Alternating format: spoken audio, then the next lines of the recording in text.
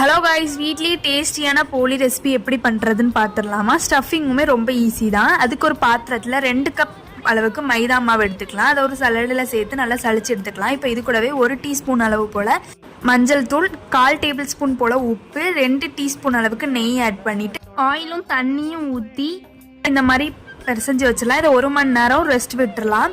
இப்போ பூர்ணத்துக்காக ஒரு பாத்திரத்தை 1 கப் அளவுக்கு கருப்பட்டியும் கொஞ்சமாக தண்ணி ஆட் பண்ணி வச்சிடலாம் அதை அடுப்பில்.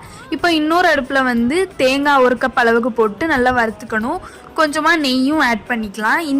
இந்த அளவுக்கு இது நல்லா வறுபட்டுருக்கணும். இப்போ நம்மளுக்கு கருப்பட்டி பாகு ரெடி ஆயிடுச்சு. இப்போ இந்த பாகை அரைச்சி அந்த தேங்காய் கூடவே ஆட் பண்ணிடலாம். இப்போ இதை நல்லா மிக்ஸ் பண்ணிகிட்டே இருக்கணும். மிக்ஸ் பண்ணிட்டு இருக்கும்போது இது கூடவே கொஞ்சமாக ஏலக்காய் தூள் ஆட் பண்ணிவிட்டு நல்லா மிக்ஸ் பண்ணிட்டே இருக்கணும். இந்த கன்சிஸ்டன்சி வர அளவுக்கு. இப்போ மாவு 1 மணி நேரம் கழிச்சு எடுத்து பார்த்தா நல்லாவே ஊறி இருக்கும். இதே இப்போ ஒரு கவர் மேலே வச்சுட்டு அதை லைட்டாக நல்லா விரிச்சு விட்டுட்டு இதுக்கு மேலே நம்ம ரெடி பண்ணி வச்சுருக்க பூரணத்தை வச்சு க்ளோஸ் பண்ணிவிட்டு எண்ணெய் தொட்டி இதை நல்லா எந்த அளவுக்கு கொஞ்சம் மெல்லிஸாக விரிக்க முடியுமோ அந்த அளவுக்கு விரிச்சுக்கலாம். இப்போ ஒரு பேனில் லைட்டாக நெய் ஆட் பண்ணிவிட்டு அதுக்கு மேலே நம்ம பரத்தி வச்சுருந்த போலியை போட்டுடலாம். இதை 2 சைடு திருப்பி போட்டு நல்லா வேக வச்சு எடுத்துட்டோன்னா ரொம்பவே டேஸ்டி அண்ட் ஈஸியான போலி வீட்டிலே ரெடி ஆகிடுச்சு.